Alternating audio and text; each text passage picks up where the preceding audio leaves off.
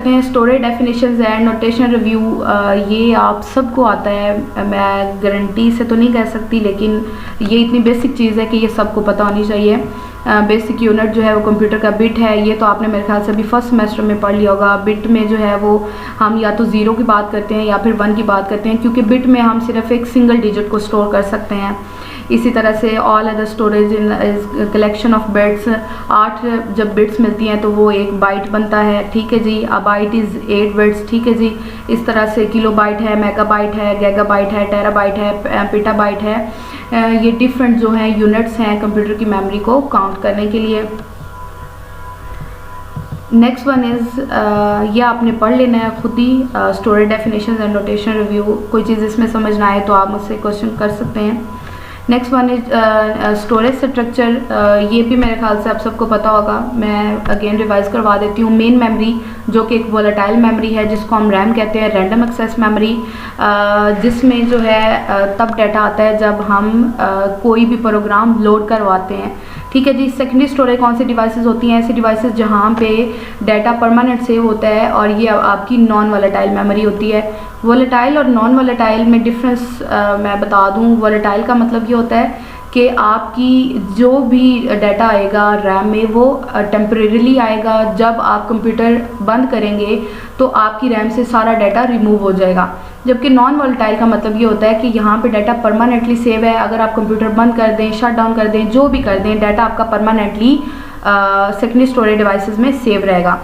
इसके बाद आती हैं हार्ड डिस्क। हार्ड डिस्क में भी परमानेंट आपका डाटा सेव होता है। इसमें जो है आपके डिफरेंट ट्रैक्स बने होते हैं। जो हार्ड डिस्क है इसको डिवाइड किया जाता है ट्रैक्स और सेक्टर्स में। Disk controller determines the logical interaction between the device and the computer. और इसके बाद आपके पास लास्ट वन होती है solid state disk, faster than hard disk होती हैं, बट ये नॉन वोलेटाइल होती हैं। वेरियस टेक्नोलॉजीज इसमें यूज़ होती हैं और ये बिकमिंग मोर पॉपुलर, ये आजकल जो है वो ज़्यादा यूज़ होती हैं। स्टोरेज हायरार्की अगर मैं आपको बता दूं तो इसमें हम आजकल अगर हमारी ये नीड्स हैं, जब भी हम एक सिस्टम की बात करते हैं तो हमें उसमें स्पीड, कॉस्ट और वोलेटिलिटीज़ के इश्यूज आते हैं, ठीक है। हम चाहते हैं कि स्पीड अच्छी हो, कॉस्ट कम हो और जो है वो नॉन वोलेटाइल मेमोरी हो। और इसके बाद हम बात करते हैं कैशे। कैशे का बड़ा एक इम्पोर्टेंट कॉन्सेप्ट है और ये भी आपने पहले पढ़ा होगा कि मेन मेमोरी के साथ हमने एक कैशे को बिल्ट इन किया स्पीड को इंक्रीज़ करने के लिए, ठीक है जी। Copying information into fast storage system, main memory can be viewed as a cache for secondary storage. तो जब भी एक यूज़र रिक्वेस्ट करेगा मेन मेमोरी से, तो मेन मेमोरी से अगर वो नहीं, जब भी यूज़र रिक्वेस्ट करता है एक, तो सबसे पहले वो कैशे में देखेगा। अगर कैशे में यूज़र जो है उसको अपना डाटा जो है वो मिल जाता है, तो फिर उसको आगे मेन मेमोरी या सेकेंडरी स्टोरेज डिवाइसेस के पास जाने की ज़रूरत नहीं है। तो इससे हमें क्या फ़ायदा होगा, हमारी जो स्पीड है वो मोर से मोर होती जाएगी। इस तरह से डिवाइस ड्राइवर्स हैं। Device drivers for each device controller to manage IO provides uniform interface between controller and the kernel। Storage hierarchy की अगर मैं बात करूँ तो सबसे पहले हमारे पास रजिस्टर्स लगे होते हैं। इसके बाद ये स्मॉलेस्ट आपके पास मेमोरी होती है और ये 0 और 1 की फॉर्म में डाटा को स्टोर करती है। इसके बाद कैशे है। कैशे थोड़ी सी ग्रेटर जो है लार्ज है, साइज़ में लार्ज है रजिस्टर से, और रजिस्टर मोर फास्ट हैं और जो कैशे है ये इससे कम फास्ट है। इसके बाद हमारी आती है मेन मेमोरी और इसके बाद हमारी आती हैं सॉलिड स्टेट डिस्क। अब अगर रजिस्टर, कैशे और मेन मेमोरी की बात की जाए तो ये आपकी वोलेटाइल मेमोरी है। वोलेटाइल मेमोरी का मतलब ये होता है कि डाटा यहाँ पे टेम्परेरीली सेव होता है। जब भी कंप्यूटर ऑफ किया जाता है या कंप्यूटर को बंद किया जाता है तो यहाँ से डाटा जो है वो रिमूव हो जाता है। तो सबसे पहले कोई भी यूज़र जब रिक्वेस्ट करता है वो रजिस्टर के पास जाती है। अगर रजिस्टर के पास डाटा नहीं मिलता तो वो कैशे के पास, अगर कैशे के पास भी डाटा नहीं मिलता तो मेन मेमोरी के पास। तो जैसे जैसे आपकी रिक्वेस्ट जो है वो आगे आगे फॉरवर्ड होती है, उसी तरह से आपकी वो जो रिक्वेस्ट है वो टाइम टेकिंग होती है, उसी तरह से आपकी जो वो है स्पीड भी स्लो होती है और आपका टाइम भी ज़्यादा लगता है। Solid state disk, hard disk, optical disk and magnetic tapes, ये आपके सेकेंडरी स्टोरेज डिवाइसेस हैं और ये आपकी नॉन वोलेटाइल डिस्क है। इसके बाद है जी आपके पास कैशे का कॉन्सेप्ट। मैंने आपको पहले बता दिया कि मेन मेमोरी के साथ हम कैशे को लगाते हैं। कैशे को हमने क्यों लगाया? कैशे को हमने अपनी स्पीड को इंक्रीज़ करने के लिए लगाया। इसके बाद इसमें अगर कोई इंपॉर्टेंट बात है, cache smaller than storage being cached. ये मैंने आपको पहले बता दिया कि कैशे का जो साइज़ है वो मेन मेमोरी से कम है। इसके बाद है जी डायरेक्ट मेमोरी एक्सेस स्ट्रक्चर। इसको अगर मैं पहले आपको डायग्राम से समझाऊं तो वो ज़्यादा बेहतर रहेगा। अच्छा जी, वॉन न्यूमन आर्किटेक्चर है। इसको अगर मैं आपको डिटेल में बताऊं तो सबसे पहले ये एक डिवाइस है, ठीक है जी। डिवाइस जब भी आईओ रिक्वेस्ट करेगी तो ये रिक्वेस्ट जाएगी सीपीयू के पास और सीपीयू इंस्ट्रक्शन एग्जीक्यूशन के थ्रू ये आपकी रिक्वेस्ट जाएगी मेमोरी के पास। यहाँ पे ये रिक्वेस्ट जो है आपकी इसको प्रोसेस किया जाएगा और ये डाटा मूवमेंट के थ्रू अगेन जो है आपकी डिवाइस को डाटा मिल जाएगा, ठीक है जी। और फिर ये डिवाइस जो है जब इसको डाटा मिल जाएगा ये इंटरप्ट के थ्रू सीपीयू को बताएगी, एक सिग्नल जनरेट करेगी सीपीयू को कि हमारी जो है वो रिक्वेस्ट कंप्लीट हो गई है, हमने अपनी ट्रांसफरिंग डन कर ली है, अब फ्री हैं, अब अपना काम कर सकते हैं। तो इसमें हमारे पास जो एक डिसएडवांटेज था वो ये था कि इसमें हम ब्लॉक ऑफ बिट्स जब भेजेंगे या ब्लॉक ऑफ डाटा को भेजेंगे तो इसको ये एफिशिएंटली जो है वो रिस्पॉन्ड नहीं करता, क्योंकि ये जो है वो बिट्स के हिसाब से काम करता है। मतलब एक बिट जाएगी, एक रिक्वेस्ट जाएगी, वो कंप्लीट होगी, उसके बाद आप दूसरी कर सकते हैं। लेकिन अगर मैंने ब्लॉक ऑफ डाटा जो है वो भेजना है तो उसके लिए फिर हमने यूज़ किया डीएमए को, डायरेक्ट मेमोरी एक्सेस स्ट्रक्चर। ये डिवाइस जो है ये डायरेक्ट डीएमए को यूज़ करते हुए आपकी मेमोरी को रिक्वेस्ट करेगी और मेमोरी जो है वो आपको डायरेक्ट डीएमए के थ्रू डिवाइस को रिस्पॉन्ड करेगी। और इसकी जो है ये बिट्स के हिसाब से काम नहीं करेगी, ये ब्लॉक्स के हिसाब से काम करेगी। तो ये डीएमए का हमें फ़ायदा हुआ था। ये यहीं पे 2-3 इसके पॉइंट्स लिखे हुए हैं। Use for high speed IO device is able to transmit information at close to memory speed. जैसे कि आप देख रहे हैं कि ये मोर देन क्लोज हो गया मेमोरी के, अगर हम इस स्ट्रक्चर की बात करें तो। इसके बाद है device controller transfers blocks of data from buffer storage directly to main memory without CPU. अब अगर इसमें आप देखिए तो यहाँ पे सीपीयू का कोई काम नहीं है, हम डीएमए को डायरेक्ट यूज़ करते हुए मेमोरी से जो है वो अपनी रिक्वेस्ट को फॉरवर्ड कर रहे हैं। इसमें अब सीपीयू जो है वो आइडल है, इसमें सीपीयू अपना काम कर सकता है, सीपीयू को इसमें हम बिजी नहीं करेंगे।